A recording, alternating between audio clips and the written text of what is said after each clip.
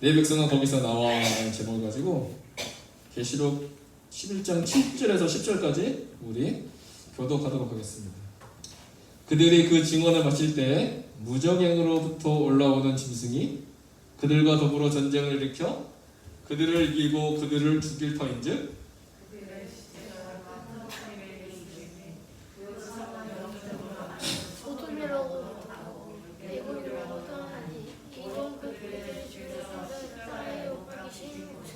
백성들과 족속과 방언과 나라 중에서 사람들의 그 시체를 사흘 반 동안을 보며 무덤에 장사하지 못하게 하리로다.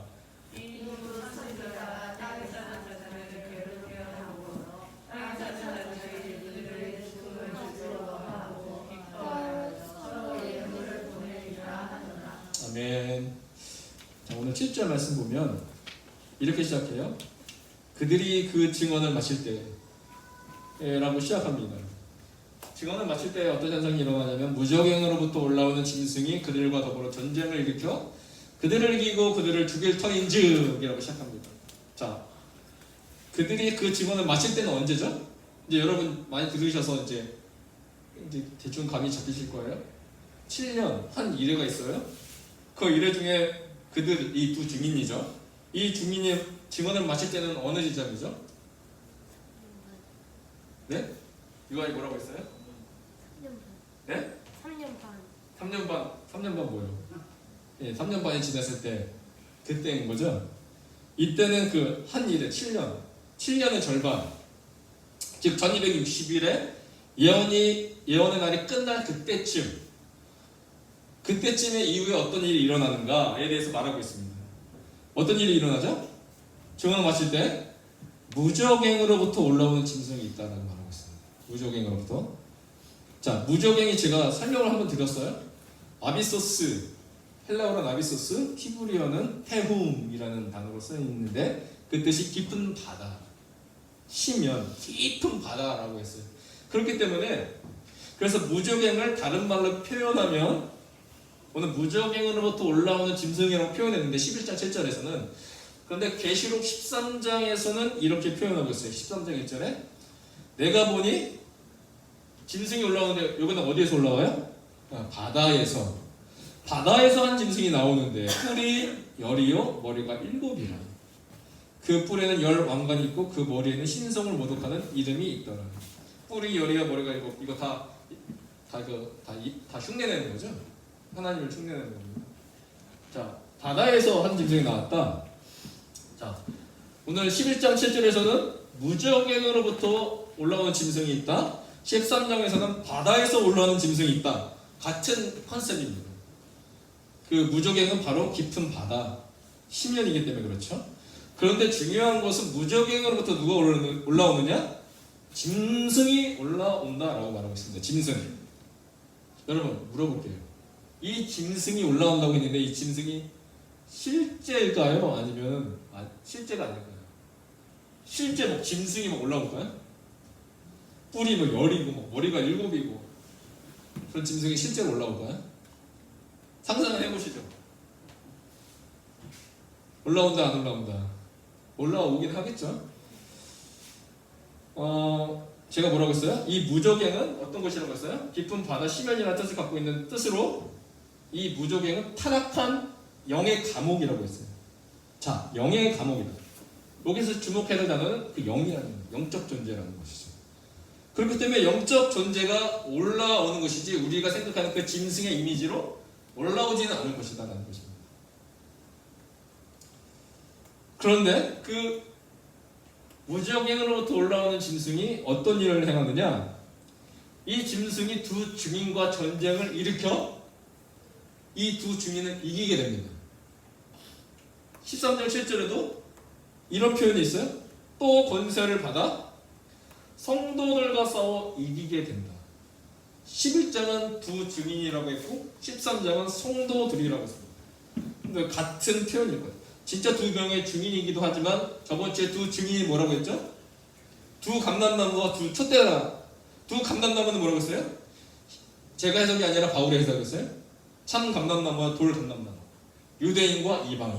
근데 그 촛대는 계시록 1장 20절에 뭐라고 했습니까? 교회다라고 하고 있죠. 그러니까 이방인 교회와 유대인 교회.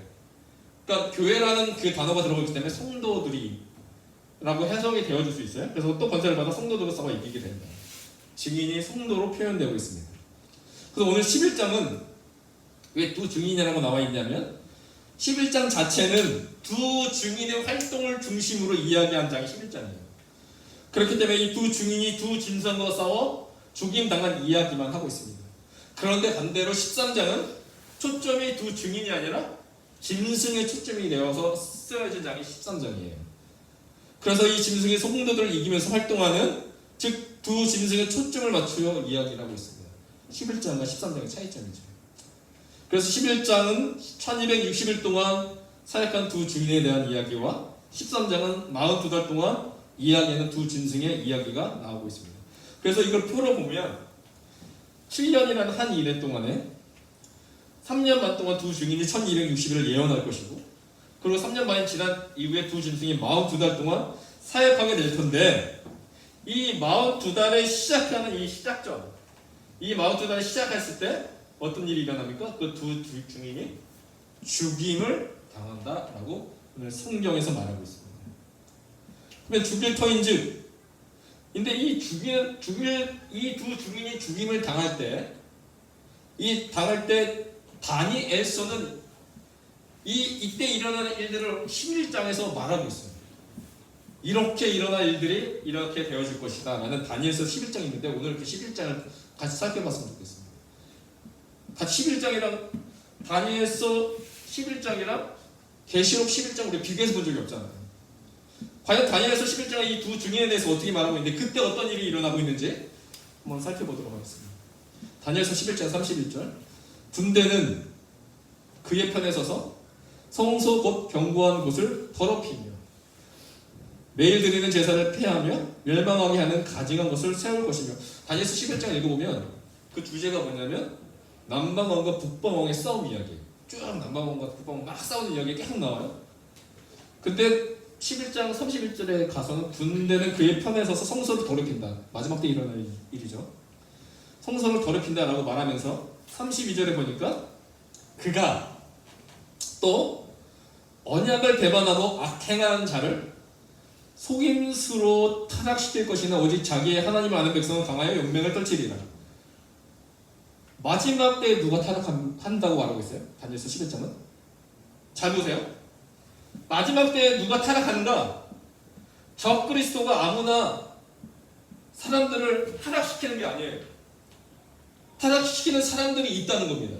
누구냐면 자 언약을 배반하고 악행하는 자. 즉 마지막 때에 누가 변주할 자가 되느냐? 배반하고 악행하느냐? 믿지 않은 사람은 가만히 내버려둬도 어떻게 해요? 그대로 불의를 행한다고 요한계시록 22장에서 말하고 있잖아요. 불의를 행한 자는 그대로 불의를 행하고 더러운 자는 그대로 더럽다. 그러니까 약한 자가 이 적그리스도가 믿지 않는 자를 건드릴 필요가 없어요. 누굴 건드려야 돼요? 믿는 자. 근데 그 믿는 자를 어떻게 해야 돼요? 언약을 배반하고 악행하는 자를 어떻게 한다는 건 속임수로 뭐 한다고요? 타락시킬 것이다. 잘 보세요. 한 일회가 마지막 그 42달 동안 이 적그리스도가 나타나서 두 짐승을 통해서 막 이런 일들이 갑자기 일어나는 게 아니에요. 마지막 때 그 심판의 재앙들이 뭐 기근과 홍수와 전쟁이 이때 막 갑자기 일어나는 것이 아니라 지금부터 전조 현상이 일어나는 거예요. 전염병부터. 이 속임수도 대표적으로 누가 있죠? 신천지 아니겠습니까? 신천지도 믿는 자들만 타겟이에요. 교회 몰래 들어와서 속임수로 타락시키는 거.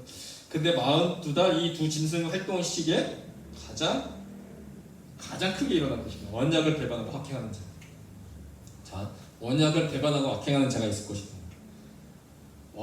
그러면 반대로 생각하면 언약을 배반했다는 말은 뭐예요? 이들은 원래 언약을 맺은 자들이에요. 그러면 언약을 맺은 자들이니까 이들은 무슨 백성이에요? 언약 백성이었어요. 하나님과 언약을 맺은 언약 백성. 근데 언약을 배반하는 것은 하나님과의 언약을 깨트린 것이죠. 그리고 악행을 한다? 즉 죄를 범하는 거예요. 그러니까 마지막 믿는 자들이 배교가 일어날 것인데 언약을 깨트리는 것, 죄를 범하게 되는 것. 이 일들이 일어날 것이다 라고 말하고 있습니다. 그러면 누가 속임수로 타락을 당할 것인가? 하나님의 말씀대로 살지 않고 세상과 타협하는 사는 자, 그 자. 지금은 모르겠지만 그때 되면 내가 배교에 그 무리에 들어갈 수 있다는 거죠. 그러니까 갑자기 한 일에 많이 흘러서 적그리스도가 딱 나타나서 내가 믿음으로 살지 않는 그 자들, 말은 내가 그리스도인이라고 하지만 예배드리지 않는 그 자들을 향해서 정밀 타격이 들어갈 것입니다. 그런데 반대로 32절에 반대로 말하고 있어요. 언약을 배반하고 악행한 자를 속임수로 타락시킬 것이나 반대로 오직 자기의 하나님을 아는 백성은 뭐 한다고 합니까? 강하고 용맹을 떨친다라고 말하고 있어요. 그러니까 마지막 때일수록 우리는 뭐가 되어야 돼요? 더 중요한 게 하나님을 아는 백성이 되어야 한다는 거예요.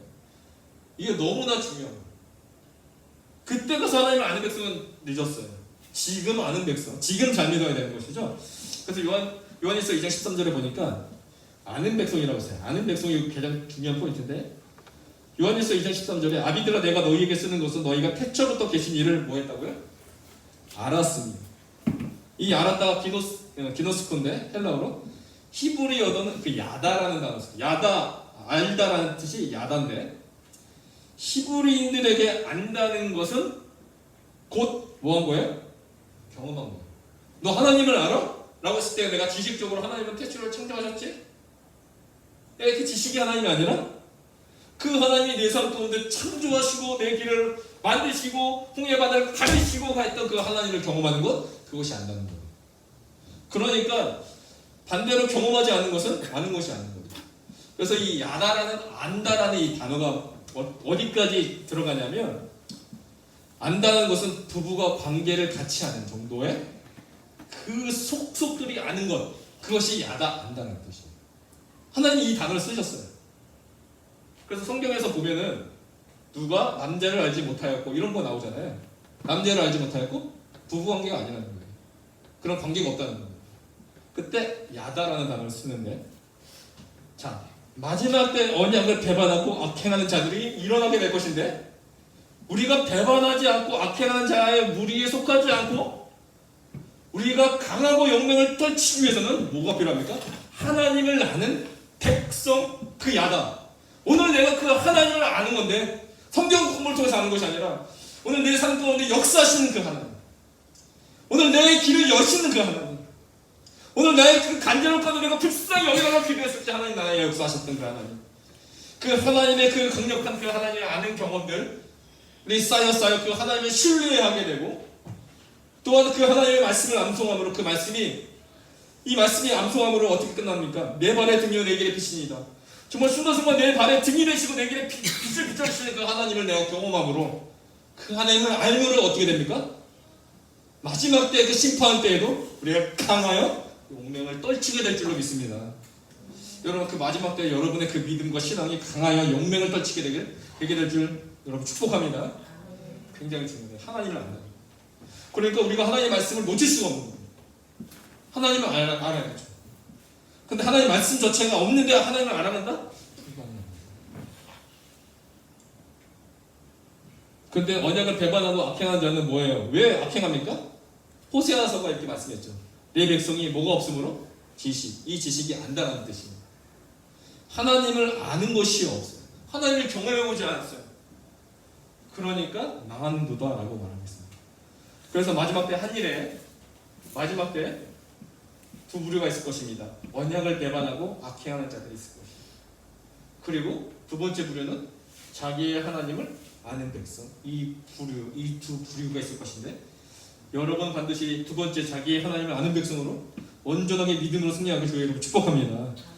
그렇기 때문에 언약을 배반하고 악행한 자들을 마지막 적그리스도는 이들을 뭘로 삼아요? 표적으로 삼습니다. 이들을 타겟으로 삼아서 계속 배반하도록 이들에게 속임수로 타락시킬 것입니다. 그래서 33절 이렇게 말합니다. 백성 중에 지혜로운 자들이 많은 사람들을 가르칠 것이나 그들이 칼날과 불꽃과 사로잡힘과 약탈을 당하여 여러 날 동안 몰락하리라. 자, 지혜로운 자들이 바로 계시록에서 나오는 누구와 같은 자들이에요? 두 죽음과 같은 사람. 이 지혜로운 자들이 뭐합니까? 많은 사람을 가르칠 것이다. 이 두 중인이 1260일 동안 예언할 것이다. 그리고 칼날과 불꽃과 사로잡힘과 약탈을 당하여 결국은 뭐한다고 나와 있어요? 몰락하리라. 죽게 된다라고 나와 있어요. 마치 두 증인이 1260일 동안 말씀을 선포하고 한 일의 절반이 되었을 때 이들이 죽임을 당하는 시간을 가지게 되는 것처럼 오늘 다니엘 11장도 동일하게 말하고 있습니다. 그래서 여러 날 동안 몰락하리라는 한 일의 절반이 지난 때 이야기와 마찬가지의 모습입니다. 그러면서 34절 이렇게 말합니다. 그들이 몰락할 때, 두 증인이 몰락할 때 도움을 조금 얻을 것이나 반대로 어떤 일이 일어납니까? 다시 한번 말하고 있어요. 많은 사람들이 속임수로 그들과 뭐한다고요? 결합할 것이다. 두 증인이 몰락할 때 하나님의 도움을 좀 얻겠지만 죽는 것은 정해진 것이었어요. 순교의 길로 그들은 갈 것입니다. 그런데 많은 사람들은 반대로 속임수로 말미암아 속이는 자와 결합할 것이다 라고 말하고 있습니다. 즉 적그리스도의 역할을 하는 자들과 결합할 것입니다. 그래서 35절 또 그들 중 지혜로운 자 몇 사람이 몰락하여 무리 중에서 연단을 받아 정결하게 되며 희게 되어 마지막 때까지 이르게 하리니 이는 아직 정한 기한이 남았습니다. 이제 42달 동안 성도들 중에서 죽은 자들이 있을 것을 말하고 있어요. 지혜로운 자 몇 사람이 몰락하게 된다. 다시 한번 오해를 드릴게요. 이 한 일에 마지막 때 제가 두 부류가 있다고 했어요. 언약을 배반하고 악행하는 자들, 그리고 자기 하나님을 아는 백성이 있을 것인데 또 34절 35절 말하고 있어요. 마지막 때 그 악행하는 자, 속이는 자들과 결합하는 자들이 있을 것이다. 그러나 지혜로운 자들의 몰락도 있을 것이다. 몰락은 다른 말로 순교의 길로 가게 될 것이다 라고 말하고 있습니다. 그래서 이 마지막 3년 반 두 짐승의 활동 시간은 어떤 기간이냐면 환란의 기간입니다. 그래서 여러분에게 물어보고 있어요. 종종 물어보는데 여러분이 신앙생활하면서 우리가 찬양을 부르죠. 나팔 부을 때 주님이 구름 타고 오신다 라고 했을 때 정말로 여러분의 두 눈으로 예수님이 구름 타고 오시는 걸 보고 싶으십니까? 보고 싶으세요? 저는 그 전에 죽었으면 좋겠어요. 왜? 무슨 시간을 지나야 돼? 환란의 시간을 지나야 돼. 우리가 상상하지 못하는 그 속임수와 환란과 핍박이 우리 죽음을 기다릴 수도 있어요. 그런 자들만이 뭘 볼 수가 있어요? 예수님이 오시는 모습. 그러니까 나 예수님 보고 싶어요. 오는 거 보고 싶어요. 생각 없이 말했지만 그의 삶은 고난의 길이다. 그런데요, 지혜로운 자들이 몇 사람을 몰락하지만 그러나 무리 중에 어떤 자들이 있어요? 그럼에도 불구하고 환란과 고난과 여러 가지 환란이 있지만 그것을 뭐로 받아들여요? 하나님의 연단으로 받아들여요. 정결하게 되기를 원하고요. 그래서 쉬게 되어 언제까지요? 마지막 때까지 내가 이루겠습니다라는 믿음으로 살아가기를 결단한 자들이 있을 것이다. 우리가 이런 삶을 살아가는 하나님을 아는 백성까지 용맹하여 강하게 되는 그런 자로 살아가야 됩니다. 그래서 자기의 하나님을 아는 백성, 이 백성이 언제 준비가 되어야 돼요? 이 환란의 시간, 42달의 시간의 준비가 되는 것이 아니라 그 한 일의 절반이 시작하기 그 전, 한 일회가 시작하기 전 지금 오늘 우리가 예수 그리스도를 믿는 아는 백성으로 준비되어야 한다. 이것을 오늘 계시록에서 우리 가운데 말씀하고 있습니다. 다시 본문으로 돌아가면 그래서 그들을 이기고 그들을 죽일 터인즉 하면서 11장 8절에 이렇게 말합니다. 그들이 어디서 죽느냐? 죽는 장소에 대해서 말하고 있어요. 그들의 시체가 어디 있습니까? 큰 성길에 있으리니 그 성은 영적으로 하면 소돔이라고도 하고 애굽이라고도 하니 곧 그들의 주께서 십자가에 못 박히신 곳이다 라고 했습니다. 그들이 죽는 곳이 십자가에 못 박히신 곳. 이 두 증인이 죽어서 큰 성길에 있습니다. 자, 이 성의 정체를 설명하고 있는데 이 성은 큰 성은 첫 번째 소돔, 두 번째 애굽, 세 번째 십자가에 못 박히신 곳이라고 설명하고 있습니다. 이것이 무엇을 말하는지 이해하는 것이 좀 중요한데, 자, 소돔은 어떤 곳이죠? 여러분 소돔 하면 뭐가 생각나세요? 그렇죠. 성적인 타락이 있는 곳입니다. 동성애가 창궐한 것이죠. 즉 행음하는 곳이 소돔입니다. 두 번째로 애굽은 어떤 곳이에요? 애굽은 풍요로운 곳이죠. 나일강이 흐르는 곳이에요. 그래서 나일강이 길게 흘러서 비옥한 땅이 있는 곳이에요. 그렇기 때문에 비옥한 곳이 있기 때문에 뭐가 발달됐냐면 신들이 발달됐어요. 풍요와 다산을 쫓는 신들이 많은 곳이 바로 애굽이었어요. 그래서 하나님께서 모세를 통해서 이스라엘을 출애굽시킬 때 10가지 재앙은 무슨 심판이었어요? 애굽의 신들의 심판이었던 것이죠. 그래서 이 표를 보시면 이렇게 있는데, 자, 첫 번째 피 재앙할 때 이 피 재앙을 통해서 애굽의 신을 어떤 신을 심판하셨냐?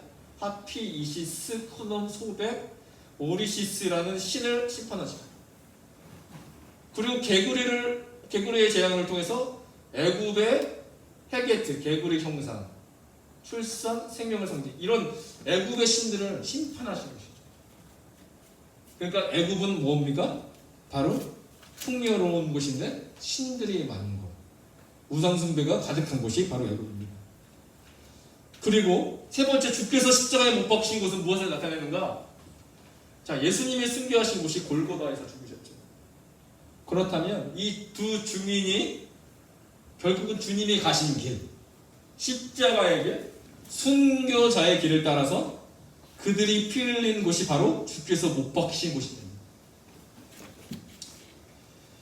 그래서 18장 24절에 이렇게 봅니다. 잘 보시면 선지자들과 성도들과 및 땅에서 죽임을 당한 모든 자의 피가 어디 있다고 하고 있죠? 그 성 중에서 발견되었느니라. 무슨 말입니까? 선지자들과 성도들과 및 땅에서 죽임을 당한 모든 자의 피가 그 성. 마지막 이 두 성도뿐만 아니라 성도들이 죽은 모든 곳이 바로 소돔이고 애굽이고 주께서 십자가에 못 박히신 곳이 된다는 것입니다. 그래서 결론이 뭡니까?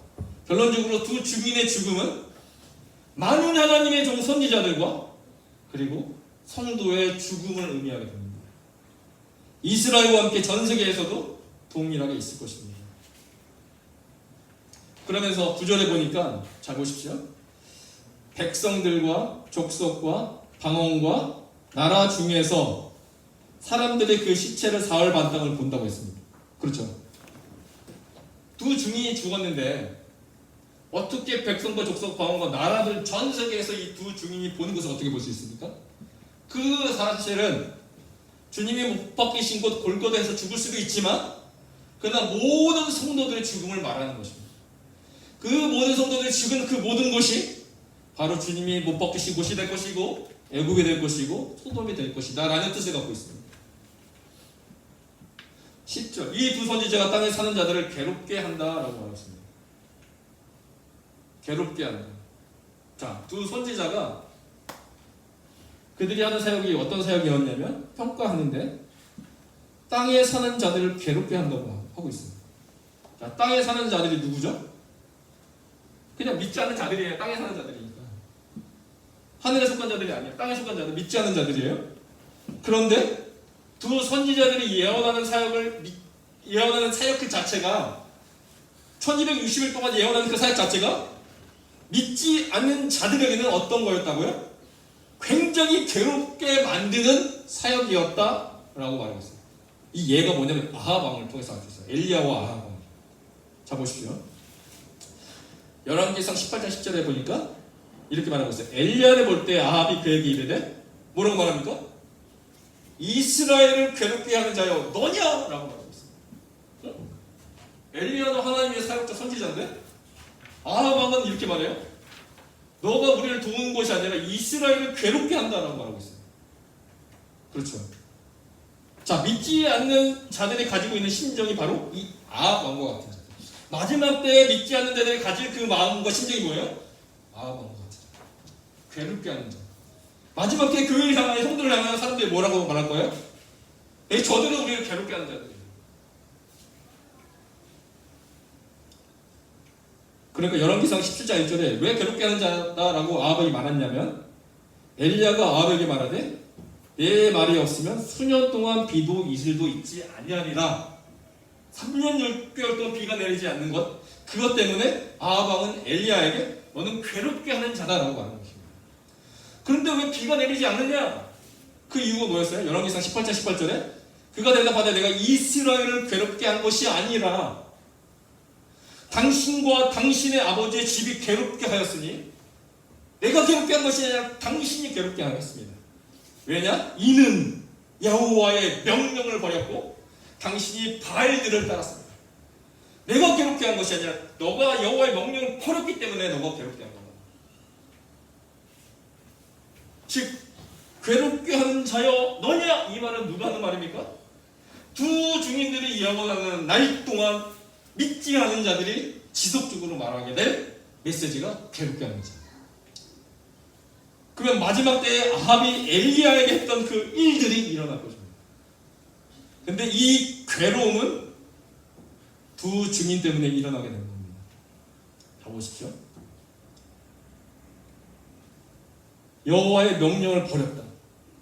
이 말씀이 오늘 다니엘서 11장에 나오는 여호와의 언약을 맺은 자들이 배교하고 배반하여 오늘 하나님을 버리게 되는 그 일들이 일어났던 것처럼 오늘 그 아합 왕도 여호와의 명령을 버렸습니다.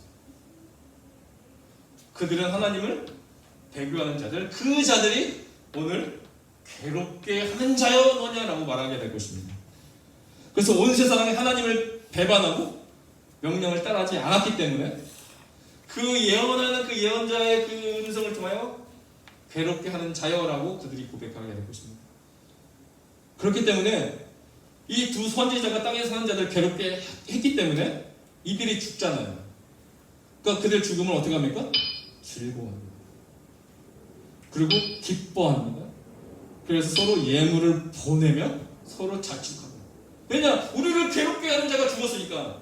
근데 사실은 이 두 예언자가 괴롭게 한 것이 아니라 뭡니까? 그들이 여호와의 명령을 버렸기 때문에 그들이 괴로운 것이죠.